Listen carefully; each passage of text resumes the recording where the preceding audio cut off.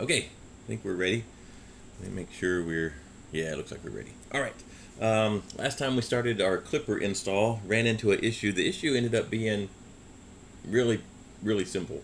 Um, all the problem was that I didn't type in a password. So let me show you. Uh, we did this. Let's see here. We used the Raspberry Pi imager, and I, when it got to this screen, did not click to enable SSH. I think I did later, maybe not in the stream, but I did later. But I kept having problems. And the problem was I was not putting I just wanted the password to be empty, but it used to be, I don't know, a couple of years ago, that it would default, Raspberry Pi operating system and things like this would default to the password being Raspberry and the username being Pi. But the Raspberry Pi imager put shop in here because that's the name of this computer. And I just left the password field empty, and that lets it boot up, and it can connect to the Wi-Fi and do those things one time, but then you can't log into it because it doesn't have a password. So it took me a while to figure that out. Eventually, I typed in a password here. Actually, this is how I could have fixed it. Not how I actually fixed it, but put a password in here so that you can log in. I actually went over here and attached the screen and a keyboard, and I just worked directly on the thing here and set up a password, and it worked fine. So if you are doing this, following along, make sure you enable the SSH. It won't, doesn't seem like it's going to work at all if you don't enable SSH. And then be sure you put in some kind of password here, not just leave it blank. It did not like that. Anyway, we got it past that point. And the next step that you would need to do is we're over here. This is the Klipper3D.org. And we did the part where we did this basically. We did not end up using the Klipper automatic updater helper thing, although I think I still will put it on there. I just didn't do that for what we ended up doing with this one. Right now it has the main cell. I'll show you. I think I closed that. Let me find it again. Here's the one I ended up installing. I ended up doing specific purpose 3D printing, and I did, where'd it go? Oh, there it is. No, that's not. Oh, it's at the bottom now. Somehow that keeps rearranging. Last time I clicked on here, it was up at the top. But I did main cell OS. That's the one I did. That's really strange that it populates these in different orders each time. So maybe it's based on the last one you used. I don't know. Anyway, I did that one, and we went from there. So the next step would be that we need to build firmware for the printer. So the actual Ender 3 printer currently has Marlin on it from the factory, and that won't work with Klipper. So we need to build some firmware for the printer. Remember, we put a SKR Mini E3 board in there, version 3, and it came with Marlin, and it did run a little bit. And if you remember last time, or maybe that was 2 times ago, we booted it up. Well, we put the board in, booted it up, and tried to home, but it didn't home in the Z because it didn't know it had a BL Touch, or well, in this case, a CR Touch. Didn't have the bed probe. It didn't know that, so it didn't home Z. So that was where we started putting Klipper in. So what you have to do is, this is on the board, on the Raspberry Pi, on the single board computer that you're using to run Klipper. So again, I had keyboard and screen connected, so I just used it directly. But if you don't have that, then you can use a piece of software like Putty, Putty. There it is. right there. And what this will do, oh, you know what? It won't do anything if I don't have it booted up to connect to something. Let's turn on the mobile hotspot. Oh, I think I turned it off. Turned on. There we go. So also, if you have a screen connected, you can see it actually go through its boot up process. We'll use that screen later, maybe not today, but we'll use it, and this is an actual touch screen, and we'll be able to interface with our printer directly from the screen if we want to. You don't need the screen, you can completely work without it, but if you have it, might as well use it. Alright, so unless it's changed, I need the the local IP address, and it was 87 for this particular Raspberry Pi that we just connected to the internet. And I've got port 22 and I've got SSH. Those should default to those numbers. Those are kind of the standard numbers and selections for connection type. This number will be different. This is the number that if you're doing it the way I did, where the PC that I'm on right now, that's what's serving the hotspot that I'm connecting to, then you can look and see what the IP address is. If maybe you're at your home and you just have it all connected to your home's wireless network, then you'll have to log into your router, which you can usually do with depending on the brand of router, it's different addresses that might log into it, 192.0.0.1 or something like that, or 10.0.0.1. You have to look up online how to log into your router. And then in the router screen itself, you will have a list of connected devices, and you can find its IP address there.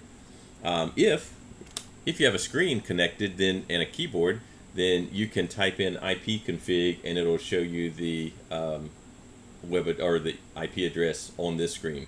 Most of the time you won't have a screen that you can look at though. Anyway, let's see if this is the right one. Alright, so here is where things fell apart for me before, because I didn't have a username and password. I just had a username. I called it shop.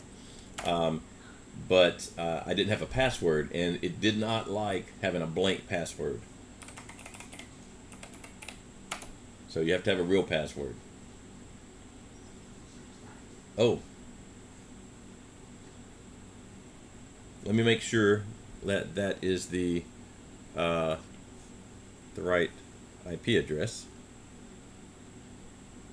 It is. Why are we denied?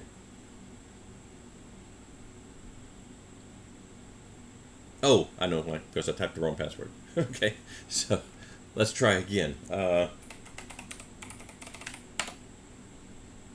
we go. All right, type the right password in, and you can get into your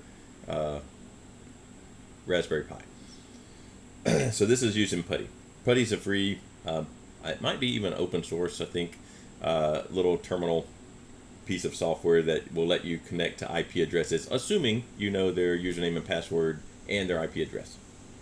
All right, so here we are in, there's the shop user that I'm logged in as, and there's the main cell OS that's running on here right now. And then what you need to do are these commands. So you literally, wherever you're logging into your Raspberry Pi, cd, so that's change directory, to Klipper, and now you'll notice that now I'm in a subdirectory called Klipper. And in there, I run this command make menu config. So make is going to be a command that we're going to make the firmware with. But first, we have to go through a menu to configure the firmware the right way. So here's the little menu.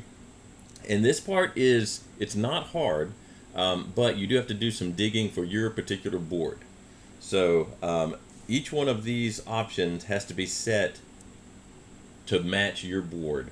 In this case, I'm talking about the printer board. So the SKR mini board that we're using, or the the Creality 2.2 board, or whatever board is in your printer. you have to configure this these settings so that it can build the firmware the right way. So in this case, what I did was we put a Big Tree Tech, that's the company, SKR Mini E3 version 3. So I went to Big Tree Tech, or I searched for it. This is actually GitHub, but I searched for Big Tree Tech SKR Mini E3 printer.cfg, and it gave me this file. Or this is not a file. This is a piece of code, I guess. This is going to start out our configuration for the printer. Now, it tells me in the header of this thing that I have to compile the firmware for STM32G0B1 with an 8 kilobyte bootloader and USB communication.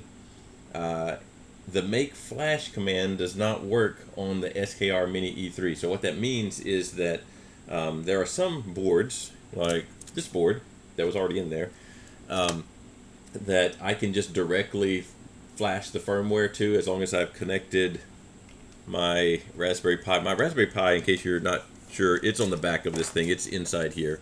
So I've got it connected with this USB cable over to here. So there are some boards where you can just directly flash the printer's firmware from here. But this is telling me that that doesn't work with this particular board, and so we have to do a little bit different, one more step. Now, it also says that see the reference MD for a description of parameters. Now, I could not find a reference, config reference.md, but I did find the README,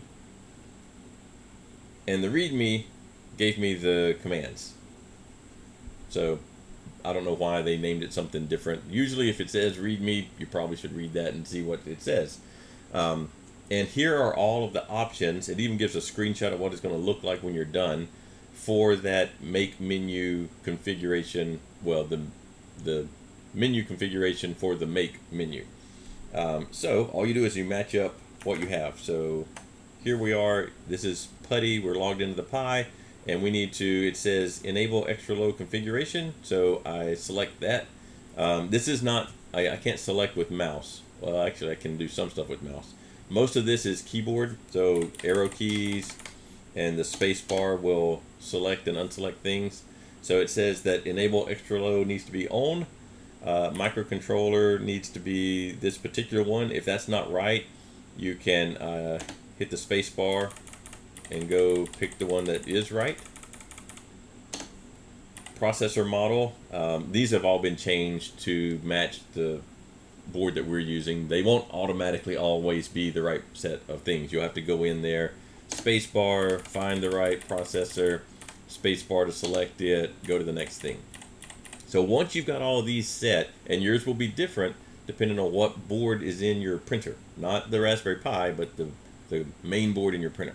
You get all these set, and you type Q on your keyboard, and you save the configuration. That's why mine are the way they are from the last time I did it for this board.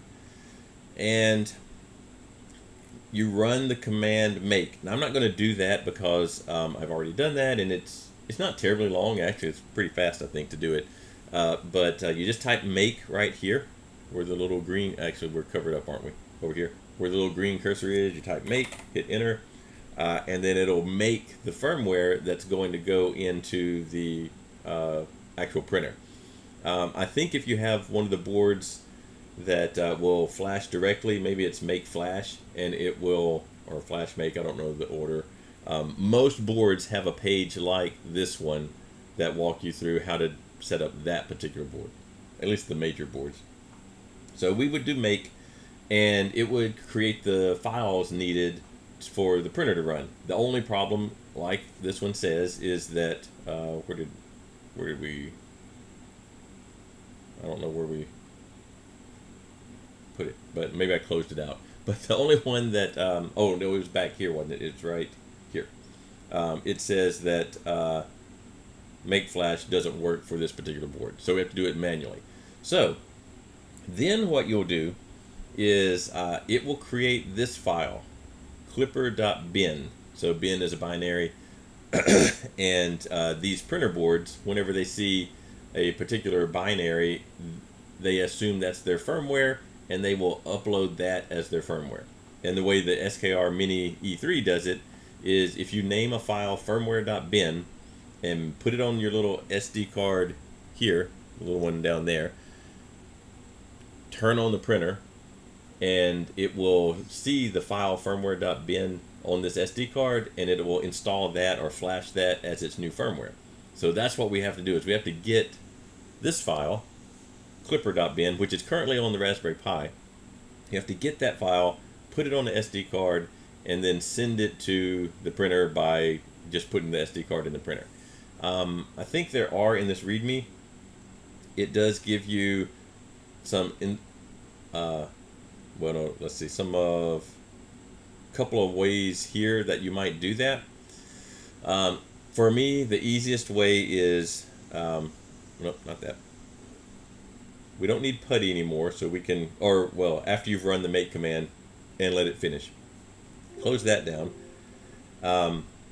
Another free piece of software called WinSCP, at least if you're on a Windows machine, this will let me transfer files between two systems, and one of the systems being my Windows PC. Let's not upgrade right now. I don't want to change anything. Oh, do I have to? No, there it goes. All right. So since I've already done this once, it saved the address, so we can open that one. Normally you would have to type in that IP address the first time and your username and password so that you can log into it, just like you did in Putty. But now I am in, normally it starts you out here, I think, at this level. This side is your PC, so whatever, this is my desktop apparently. This side is the thing you just logged into. And where this file is, the klipper.bin, is in Klipper, the Klipper folder, and it's in out because it had made a file to go out, and then it's right there, klipper.bin. So you just take this file and you literally drag it over, or you cut and paste it, or however you want to get it over to your SD card. So I don't have the SD card in here right now, but you just use this like a regular file manager. So you can even download it and copy it to your SD card. Whatever you want to do. I think I literally just dragged it over to SD card folder, which would be in your file manager. So that's almost all you need. The problem with it is if you just take that klipper.bin on an SD card, put it in your printer, it won't do anything with this board. So there are some boards where it sees any .bin file and it thinks that's the new firmware. But this particular board, it needs to be called firmware.bin. So you're logging into your little, or not logging in, but your file manager on your SD card, still on your computer. You just rename this guy. I guess you could rename it right here if you wanted to firmware.bin on the SD card. I'm going to close this out before I change up something I don't want to change. Yes. Put the SD card, printer's off. Put the SD card in the printer. I would probably, just in case, have this USB unconnected. This is the USB that is connecting to the Raspberry Pi, just so it was not any potential for it to be confused. Maybe unplug that. Put the SD card in, turn the printer on. If you have a screen here, if you have this screen, it'll be blue for a while. Like, actually the first boot up, it'll be blue continuously. It won't do anything other than blue until you've restarted. But it'll be blue, and that's actually a good sign. Then you could plug in your USB cable, have your Raspberry Pi running, and now you're almost ready to get into the printer with Klipper. There's two things you have to do first, though. One is you have to do this. So this little command right here, and it's this command, ls dev serial by ID. This is going to give you the actual serial number for your board on your printer. And Klipper needs to know that number so that it can connect to that printer. This one that's built in, this one that's in the configuration right here, let me show you where it's at. It's under MCU. I must have missed it. There it is right there. So there is one in here. That's not going to work for your printer. I don't know. I mean, that's somebody else's printer. So you'll replace this line in the printer.cfg. Well, this one's called SKR Mini E3V 3.0 Klipper.cfg. There, you'll have one of these files for that you need to find. It doesn't necessarily come with the board. You'll have to find it for your board. This is the starter configuration file that tells Klipper what kind of stepper motors you have, how big is the printer, what kind of thermistors do you have on the printer. It tells you all that stuff. And you need that to get started. But you also need this little MCU part to have the right serial number. So this command right here, run on, so you need to log into PuTTY or oh no, you're not seeing it. Hold up. You're seeing the printer. I was showing you this. Here's the command. ls dev serial by ID. That's the command that gives you this line right here. You have to log into PuTTY and actually find this line for you. That line goes in. Here's my generic printer configuration file for Klipper for this particular board. This is on GitHub right now. This is one of the things you have to find. The little box here, it didn't give me any instructions on where to find this, but I knew that this was a Big Tree Tech board, so I just searched on Google Big Tree Tech SKR Mini E3 printer.cfg, and it led me to this GitHub page. And then down here, you scroll down somewhere, you look for this little tag called MCU, and there is already a serial number. Well, it's not yeah, I guess it's a serial number. It's an ID number for some printer, but not your printer. You take the file, the number that you got from running. Where did I miss it? Missed it. Running this command here on your printer, on your Raspberry Pi, you'll get your own number, and then you just cut and paste. So you put that into this line right here. Okay. Now your printer configuration is at least going to work. So you can copy all of this, and now we can go to your printer and start actually controlling it. So to get to your printer, the easiest way is this same computer. You type in that IP address. For me, it's this. Actually, it's not that. It's 87. This number, usually the first three numbers are going to be the same if you're on a local thing. Now, if you're at some other entity, like you're at school or you're at work or something like that, these numbers might be something different. If you are, I don't know, they might be some other set of numbers, depending on where you're at. Even locally, this number might change every time you boot up and shut down your printer and boot it back up. There's a chance that this number will change. It usually does unless you've changed something, but it could change.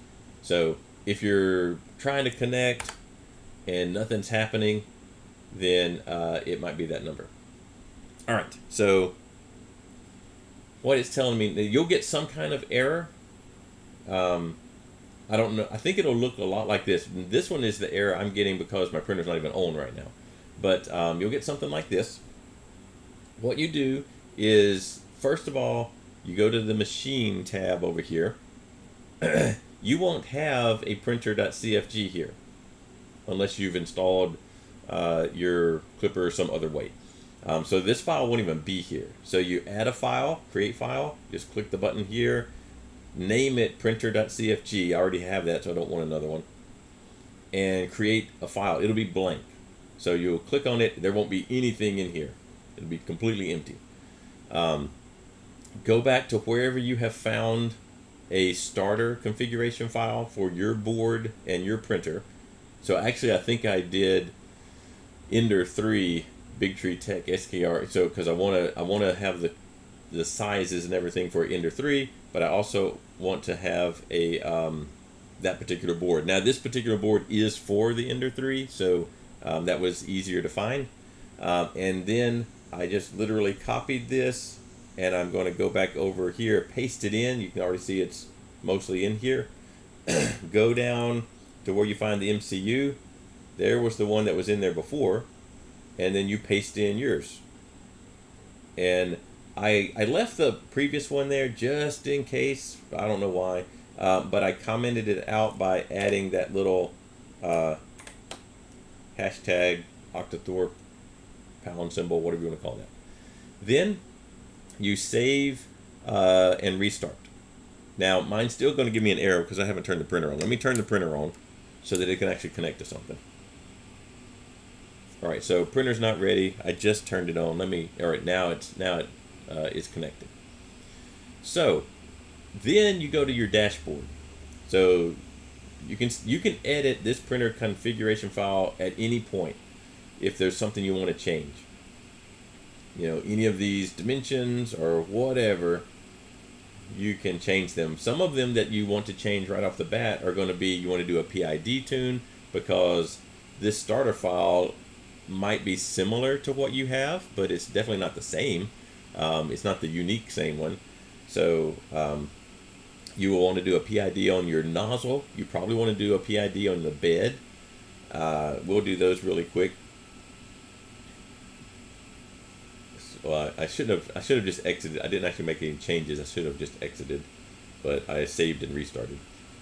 Here it says that I'm missing a couple of configurations. These are macros that it thinks it should have. They're referenced somewhere, but it can't find what they mean. So I need a pause. I need a pause resume. I need a virtual SD card. Usually, if I include the maincell.cfg, let's see if that fixes it. Yes, there's no main cell included in here. I got to remember how to do this.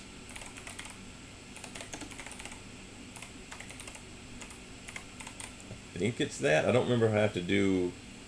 Let's just see if that's it. Oh, it didn't like the way I did include. All right, so let me see how you do a.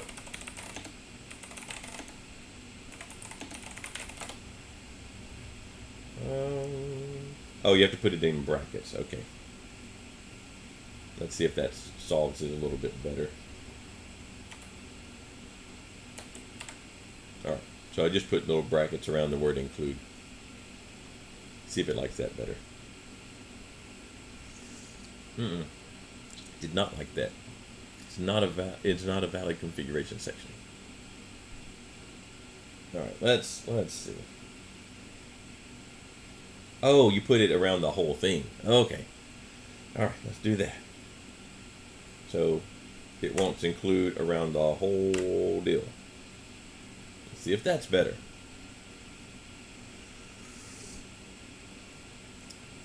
Yes, that was better.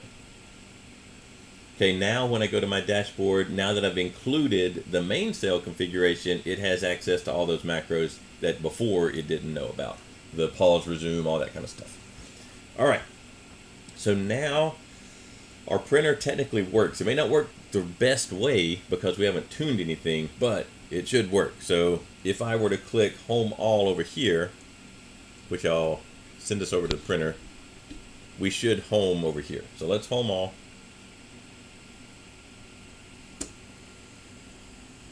Also, much quieter. You'd have to go back like 2 videos to remember to see how it was sounding before, but I can barely hear it running. Now there's a fan running over there, not part of the printer, just a box fan that I can hear that, but I really can only hear the switches. Like there's almost complete silence on the motion of the printer. My menu does work again now that I've actually connected to the printer from Klipper. It's very rudimentary. I've got a couple of little things here, not many, but it tells me the temperatures and all that. Once we get the KlipperScreen going, that'll be a lot nicer. All right, let's see if we can do a PID tune. So we did this once before. Actually, I had to move my picture. Oh, moved me off the page. There we go. Because I need to type in right here. Maybe I could move the console. I don't remember. There is a way to. I don't remember how to. All right, so let's look up the Klipper PID tune. I usually don't remember all of the commands for this. Verify temperature. Okay, yes, we do want to make sure. So there's some possibilities. Remember, we just got this configuration file from here. We didn't build it ourselves. So we're trusting that this configuration file actually does match our printer. And in most cases it will, but there are possibilities that maybe you have done some work on your printer and you've changed out thermistors or something like that and it doesn't match. On this particular printer, I haven't done any of that. I changed out the extruder. So we've changed this. This is not stock. So there is a thermistor associated with this hot end, but it's the same thermistor that was on the printer before. I didn't actually change that part. But there are some instances where you want to do high temperature printing, like 300 plus degrees Celsius, and you have changed out the thermistor in here. Klipper needs to know that. So you have to be careful with some of the generic configuration files like this because they're going to be assuming that you have not done something like that. And somewhere in here, let's see if I can spot it right here. So there are different thermistors that you might have put in there. This is the same thermistor that's already in there, so I don't have to worry about it. But it's possible that you have changed something. So you do have to be careful if you've made any major hardware changes. Now, I do know one thing that's going to not be happy. We do have a geared direct drive feeder going into our hot end. So the E-steps, now Klipper calls it rotation distance. This is going to be way off because it's assuming, this configuration file is assuming I'm using the old one back here, which is still sitting here, but it's not doing anything. So it is assuming that's wrong or difference. And you can actually see it here in the extruder. Where's it? Oh, in the same extruder. This number, rotation distance, that's the E-steps for Marlin. That's that number. And I know it's not right. So that's one that we definitely need to change. So if we were trying to print something, the PID tune, we'd still be able to heat up the nozzle and print, but it's not going to print anywhere near right because of the way that it's changed up. I think we need to change, I don't remember what we need to change the rotation distance to. Let's see if I can find a reasonable starter number for direct drive. Let's see if the AI gives us any good number. No. We could try to calculate it though. So can I, oh, I can't get in there to measure it though.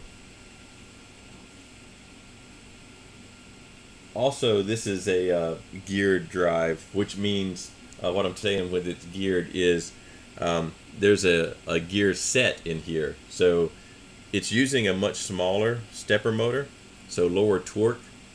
And to make up for the lower torque, it is gearing the output from the stepper motor to multiply the torque, slow down the speed.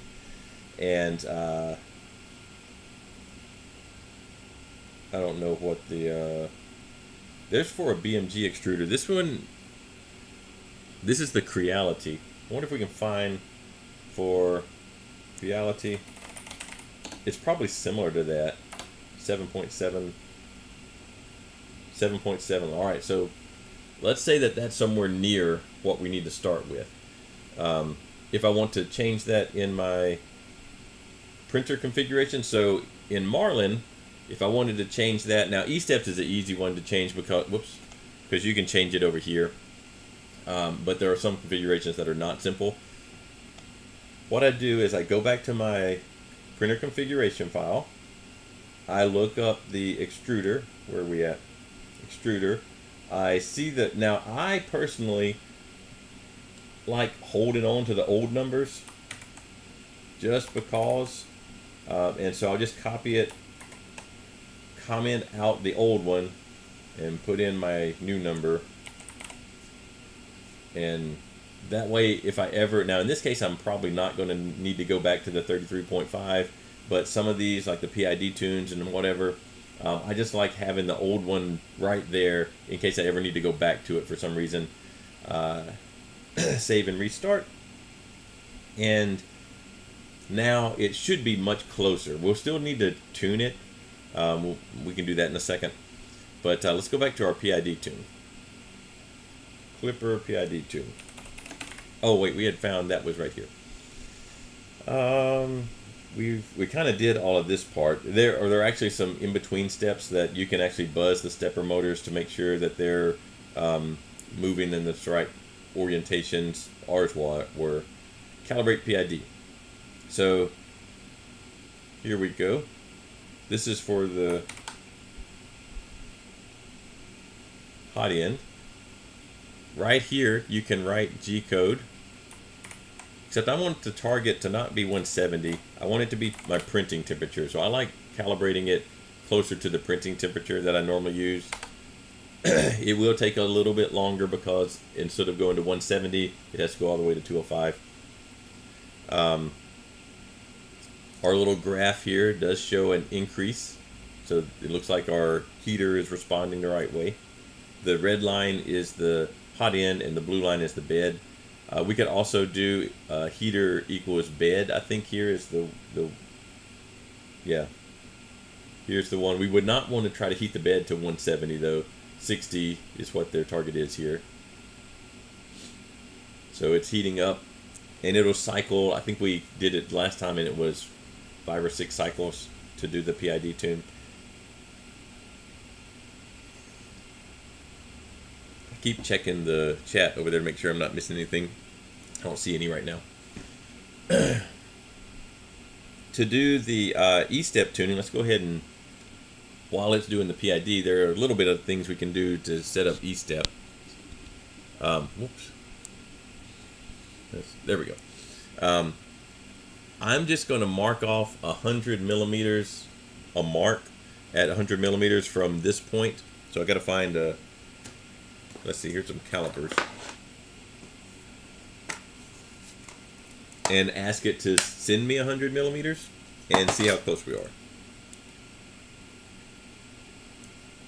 So let me find something that's going to mark on this filament. I think I see a thing that'll work.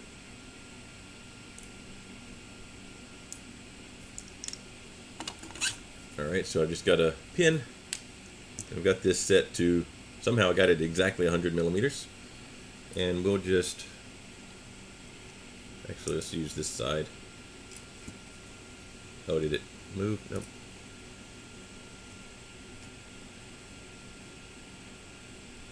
And now I've got a little mark. It's off your screen, but there's a little mark on the filament at 100 millimeters from here. Sometimes another way to do this is mark it like 120 millimeters so that if it's over extruding and your mark ends up in the thing, you can actually tell.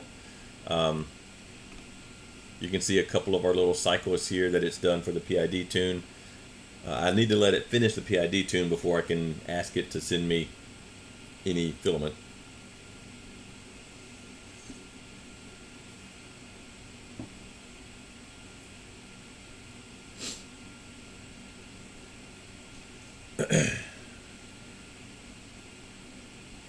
Oh, while we're waiting, I did get a couple of things in. I still haven't got the time plast filament with the soap and all that kind of stuff, although they did say that it has shipped. But I did get this in. So, PLA Aero. This particular one is a Bamboo Lab. What this stuff is PLA, and there's a couple of other. I think there's an ASA version, but the Aero part, sometimes it's lightweight, is the name for it. Bamboo Lab calls it Aero because most people that use it are using it in like RC airplanes. And what it does is when you print it, it expands. So you can print the same volume of stuff with less actual material, so it's less dense. And so that's why people doing RC aircraft or maybe model rockets, stuff like that, they like this because you can get much lighter weight structures using this Aero stuff, or the lightweight PLA. Sometimes it's LW, lightweight, or Aero. Those are the two main names I've seen it called. So we'll print some stuff with this at some point so that you can see the difference in weight that you get. In general, it's going to be anywhere from, I don't know this particular one, anywhere from 30 to 50 to maybe 60% lighter, depending on how hot you print. Most of these, the hotter you print, the more it expands. So that 1 kilogram of Aero will print like 3 rolls worth of regular PLA. I got this also. This is sort of related to 3D printing, but mostly in the Bamboo Lab maker area. Cyber bricks.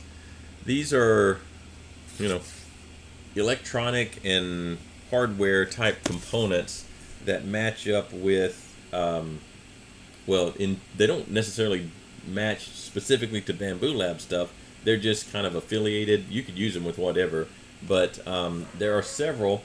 Like this is Maker World. Maker World is Bamboo Lab's printables and Thingiverse and that kind of stuff. Although I think they're doing a little bit better job of connecting a lot of different things together. Maker World is. And so here, I've just searched for CyberBrick, and there are several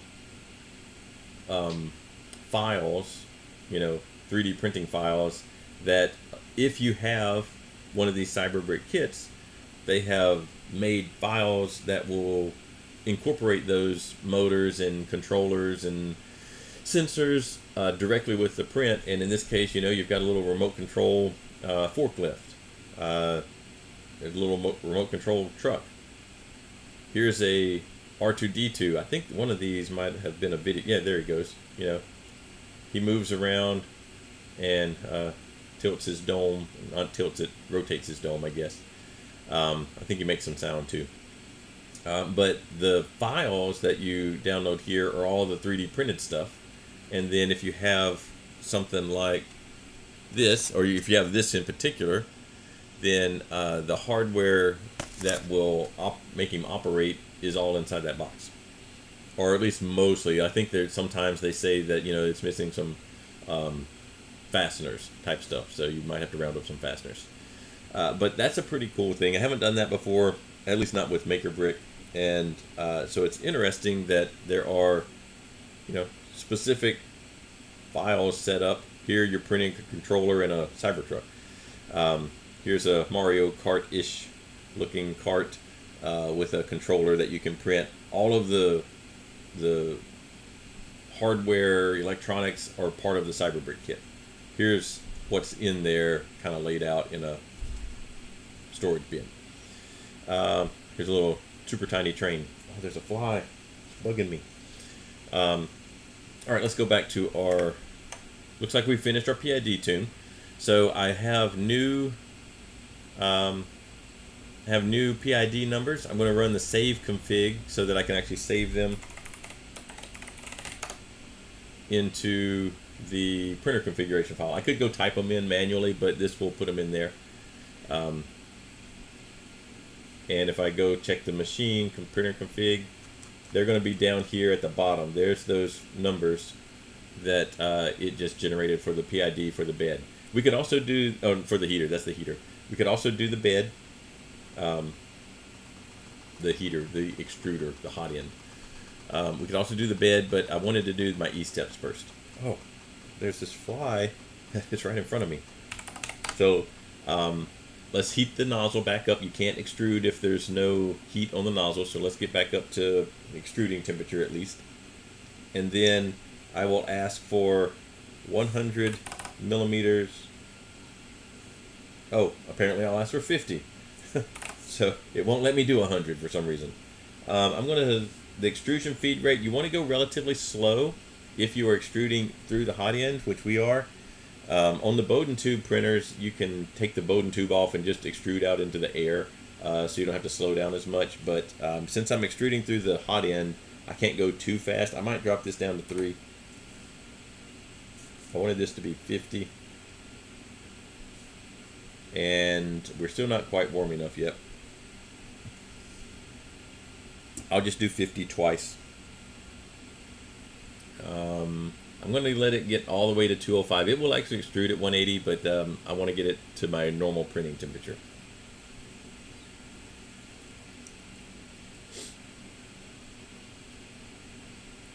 Alright, so I will send you over to the printer, but I'm going to click this extrude button with 50 millimeters. I'm going to do it twice.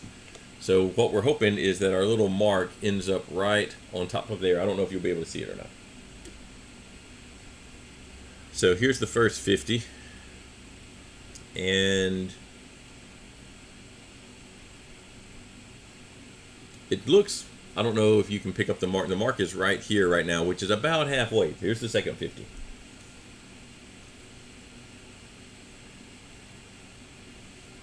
So it's going to be pretty close.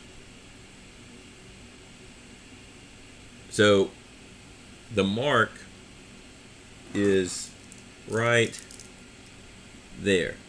So there's about, I don't know, let's measure it.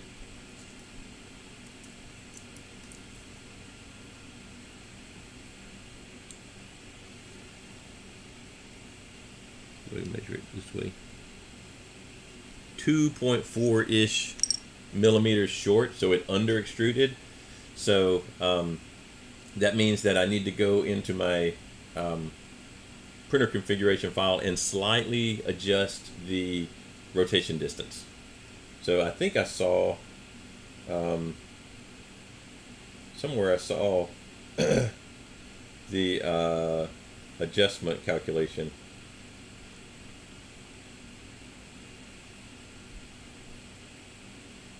Alright, so the previous one times the actual distance extruded divided by the requested. So let's see if we can do all that math.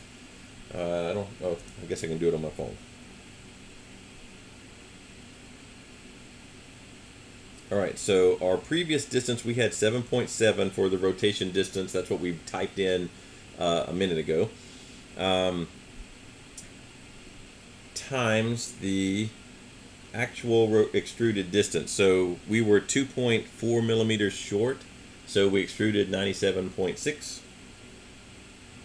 and then divided by what we requested 100.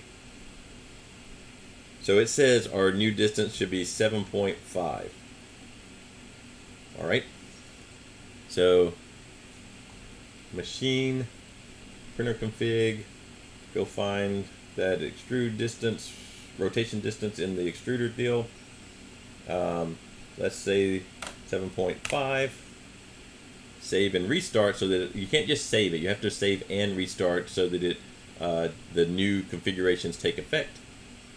Go to our dashboard, set our temperature back to 205, make a new mark at 100 millimeters again.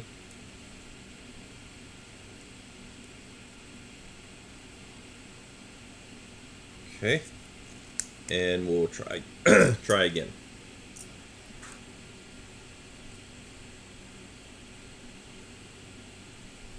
All right, I'm going to extrude twice at 50 millimeters.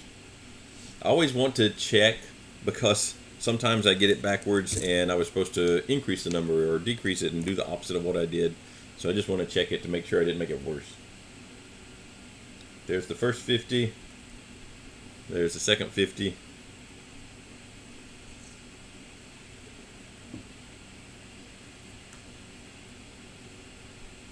And it's really close. It's so close I'm not going to worry with it. So we've got the E steps, which in Klipper are called rotation distance. I'm going to say we've got those set. Let's see, what would be another, the bed tuning.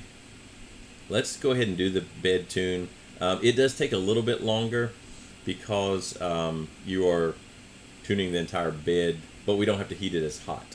So let's take this PID calibrate command.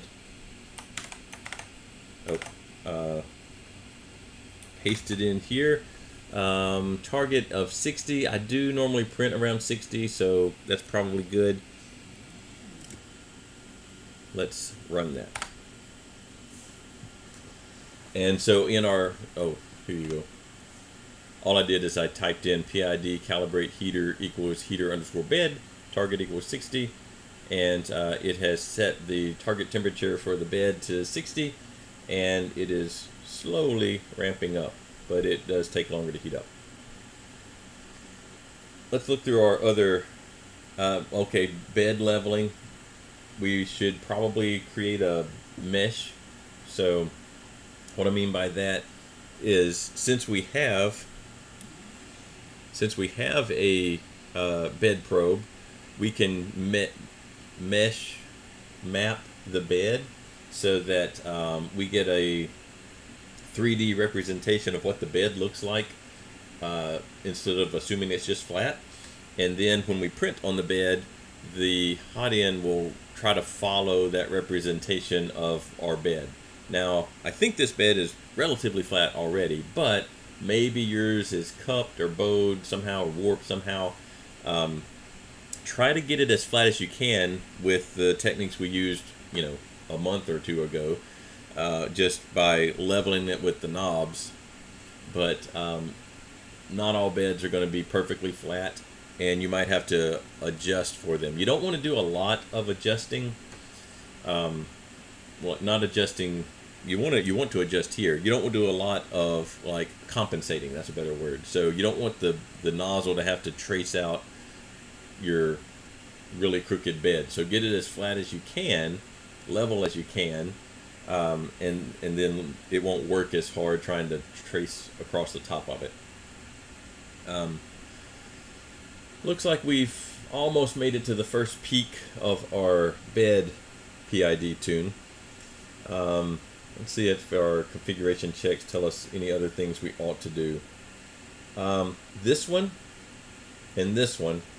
So pressure advance, we probably will do that one. Maybe not, I don't know if we'll do it today because we're still doing the bed. But pressure advance, what this does is it tries to adjust for any time you have to change layers or finish a layer, something like that on a print. So one of the things that this will help minimize is that Z-seam. I think I threw them away, but we had a really bad Z-seam on the little boxes that we were printing for when we had first changed this to a 0.8 millimeter nozzle. So we had some really bad Z-seam. One of the things I tried to do to adjust that was tune the pressure advance. So there are some steps here. You actually print a model. You have to download the model. It's right here. Square tower. Oh, whoop. There we go. Square tower. And then there's a couple of commands. And what these commands will do is it will modify the pressure advance setting with each. I think it changes every layer. Like every layer of your print, it modifies the pressure advance, and then you observe the actual printed thing and look for where are the corners the best, where is the Z-seam the best, and you use that location on your print. I don't know if it has a good example here. I don't see a good example, but here they are. They decided that this layer right here is the best combination of Z-seam and still maintaining sharp corners. And you measure that distance and there's a little equation that will let you set your pressure advance so that it's optimum combination of good Z-seams, still strong corners, and that sort of thing. So that's a little piece of tuning that we're able to do now. You can do, I think in Marlin it's called linear advance, I think might be the name of it. In Cura there's a similar thing called coasting, where you don't have to have Klipper to do that one. Some of these things do need Klipper, or at least a single board computer to process it. Pressure advance is not one of those. This resonance compensation, this at the very bottom, that one needs Klipper running on a Raspberry Pi or something to be able to calculate that.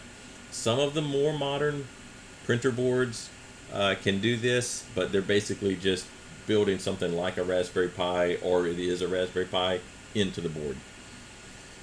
Let's see where we're at on our bed tuning. Looks like we've done 2 humps. I don't know if it'll do the same number or not. It looks like we did 6 last time. I don't know if it'll do 6 here or not. There is a parameter. If you don't want to do 6, you want to do more or less, you can add a count parameter here to tell it how many you want it to do. Let's see, do I have any other things that have come in? Don't think so. Still waiting on the time-class filament. I have some hot ends, but they're specific to the bamboo, so they're... I guess we can look at them in case you haven't seen one. So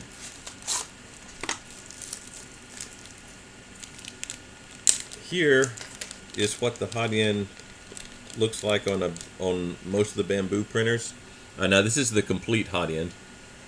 So it's got the thermistor and fan. Oh no, fan and heater wires all wired into it. You can get these setups, and there's 2 little screws here, 2 little screws on the bamboo. You take the old one off, put this one in, plug it in with these 3 wires, and you've changed the whole entire hot end. Usually why you do this is because you're changing nozzle size or material. You want to do hardened steel, or you want to do a different diameter nozzle. So this is a 0.8 hardened steel, or no. Yeah, this one might be a 0.8 stainless. Let me see if it says on here.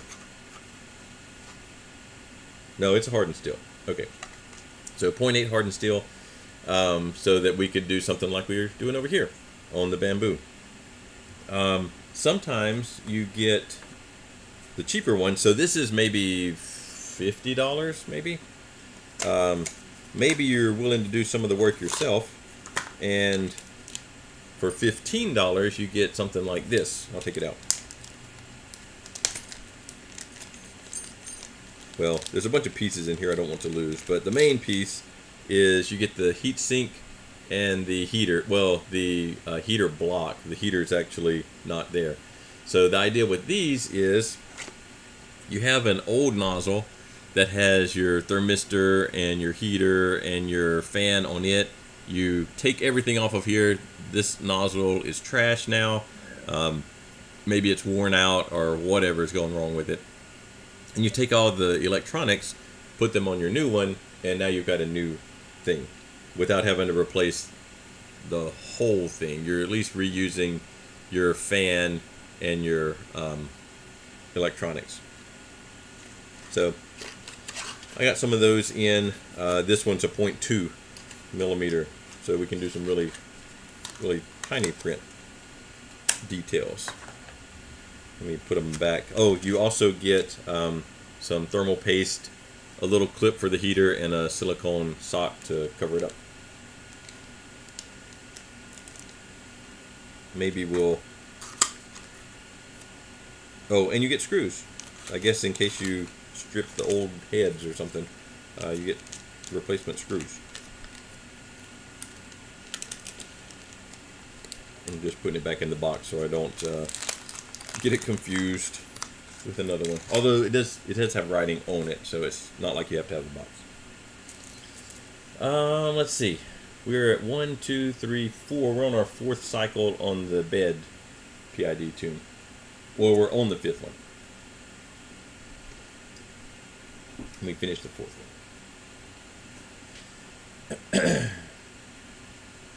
one. So once this is done, I probably won't do the resonance tuning right now. I might do the pressure advance.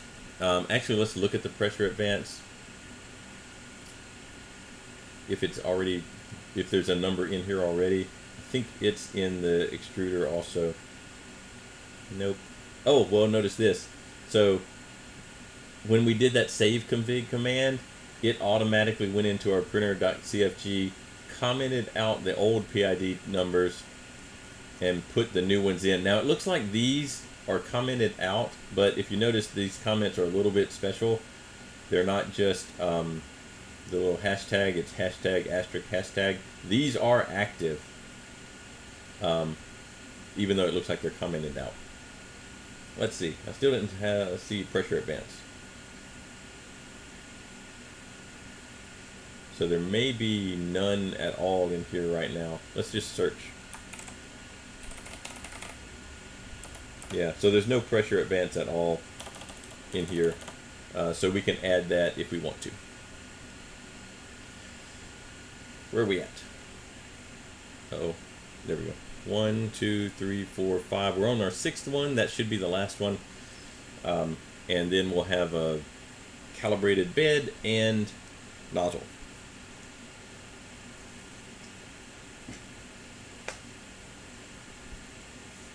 Put our calipers up so they don't get damaged.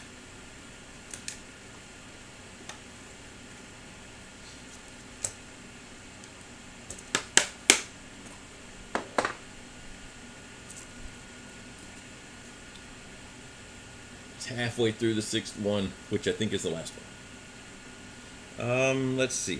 I don't see any questions. So what's left on this, since we do have the screen, I do want to put the KlipperScreen on here. If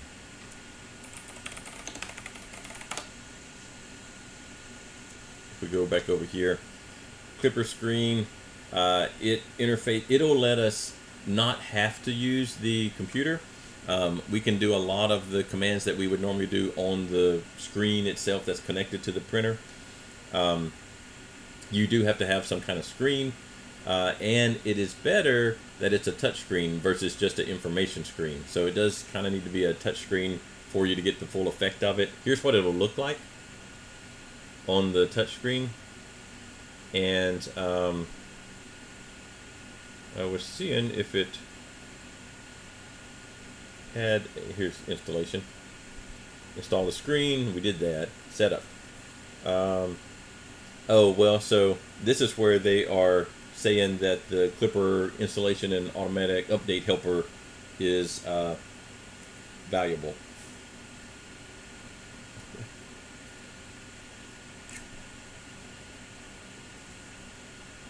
So maybe we'll get the update helper running. Let's check our thing. All right, so we have our command or our PID values for the bed, so we can do save config again, and those PID values will be stored in our printer configuration, and now our bed and our nozzle are tuned for PID. Now if you change stuff, if you change your nozzle, if you change the location of your printer, the nozzle won't change too bad, but the bed might, because it's a pretty large surface, and if it's suddenly in a different environment, maybe there's a fan blowing on it or something like that, or not blowing on it, it could change a little bit. So if you change significantly the location or the hardware, it might be worth it to do a PID tune in the setting that you're going to be printing in. Maybe you put it in an enclosure or something. That will change those values. I don't think, it's 9:04, so I don't think we have enough time to do all of the next step, but we might be able to get this started. So let's go over here, and we tried this, right? And the problem with what I did is, again, I didn't put the password in, so it didn't let me log into it. But we can do this. So Let's get putty going. Let's log into our Raspberry Pi. Oh, well, I typed the wrong number. Hold up. It's not gonna log into there.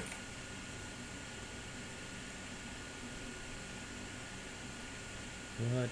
That's not what I want. There we go. 192.168.137.87, I think. Alright, log in as shop. Type the right password this time. And now we're in the Pi, but on our PC. We're remotely logged into it. So we want to do this. This is just updating the. Let's turn the printer off so it's not cycling back and forth. So I just cut and paste that command. Oh, gotta type in the password. This is actually just updating anything that's on the Pi. So this is not specific to the updater itself, the Klipper install and automatic update helper. This next line, step 2, will do that. Hopefully this doesn't take very long. I didn't update it before, so there might be some updates it has to do. This is installing Git and installing any update. Oh, all right, it finished. It was already the newest version. And because the Raspberry Pi imager that we used, it does keep pretty well up to date with what it installs on your SD card. All right, let's do the next line. This one will go out to GitHub, get the files needed for the Klipper installation thing. That did not take long at all. Let's copy the command to actually run it. And here is the automatic updater. And would you like to try out version 6? It's still in alpha, so no, I don't want to try out version 6. And it says that it sees that Klipper is installed, Moonraker is installed, Mainsail is installed, and Crow's Nest is installed. I want to install KlipperScreen right there. So let's go to 1 and let's find KlipperScreen, which is 5, and it's going to automatically install it and keep it updated. What do we say no to install as a regular? All right, I've got to read this. Install standalone. It will create a service, enable boot to console, install the graphical dependencies. Say no to install as a regular desktop app that will not start automatically. Default is yes. All right, we'll do that. Wayland is experimental, needs certain drivers, and doesn't support DPMS. Let's do the default. Let's just take the defaults.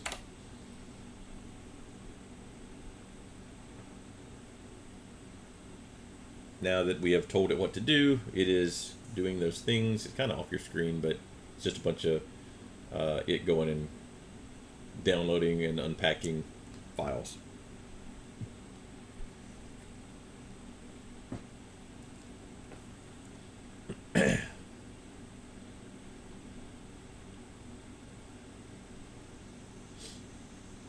%.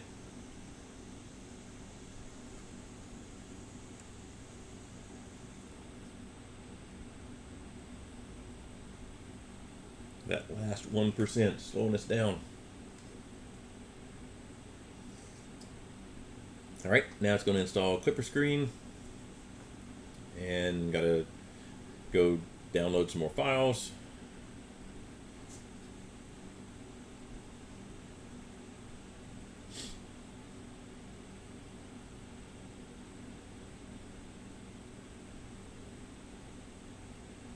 Hey, no broken packages. That seems good.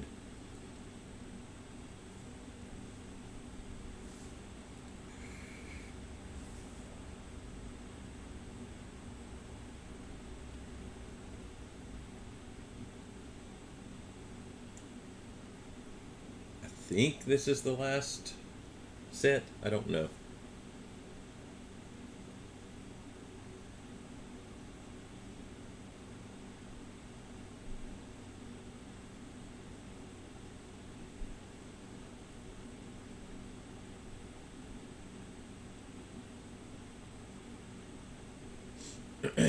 Nope, we've got to get some templates. Well, if it's pretty not exciting to watch this. So it's only 3 of you watching right now. So the rest of you watching later can just fast forward.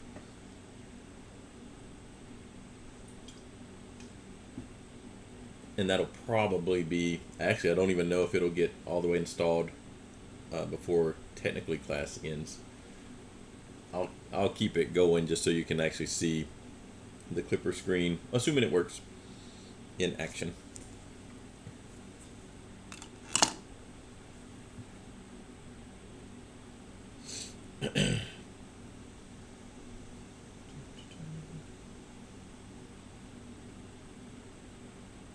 Like I said before, you don't have to use the KlipperScreen at all. It just adds a little bit of, it's a cool interface. It's kind of handy, but if what you're mostly doing is working on your computer and then sending files to your printer that's off somewhere else, then you won't use the KlipperScreen much at all. But it's not, since I had the screen, figured go ahead and install it.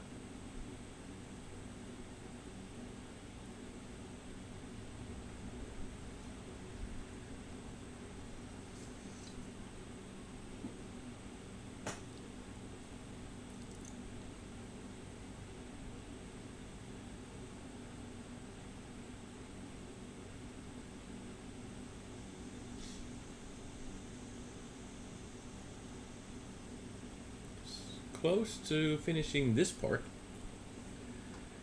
Some of the names of these things are a little strange.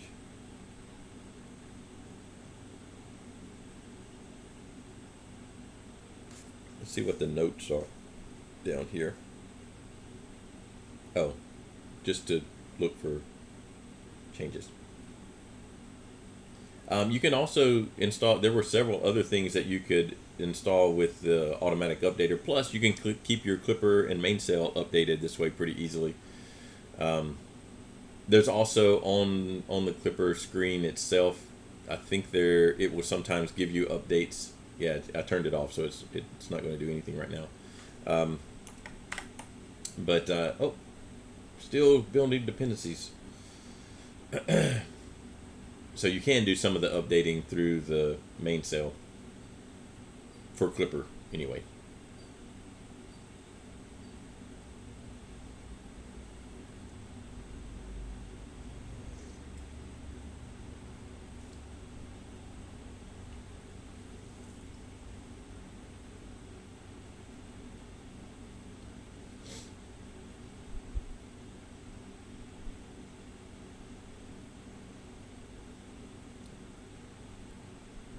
Okay, we're possibly getting to the end.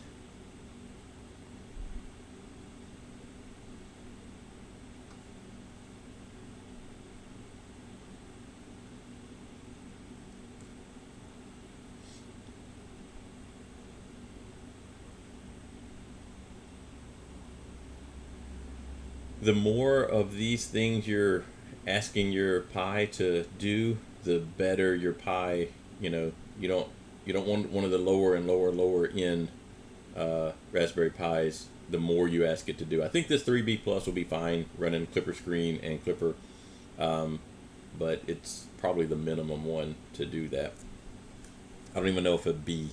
I'm not sure. I usually use 3B Pluses as the baseline for using Klipper, although it can run on some of the smaller and more or less expensive ones. But if you look around, you can usually get the 3B Plus relatively affordable. Not like they used to be, but still not crazy. Oh, we're still doing stuff.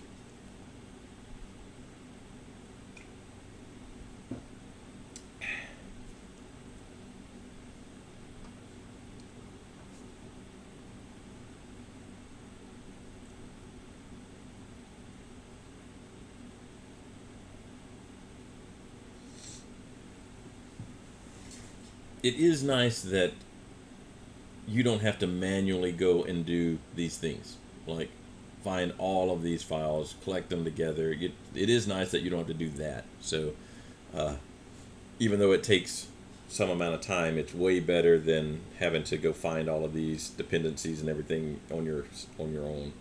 So that's nice.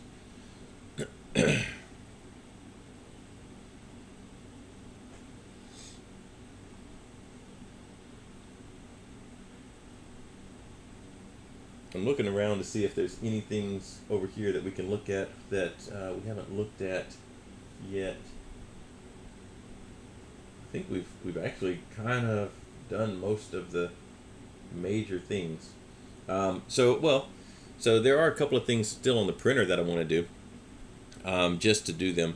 So one of the benefits of Klipper is that resonance compensation. Input shaping is, I think, the actual term it uses.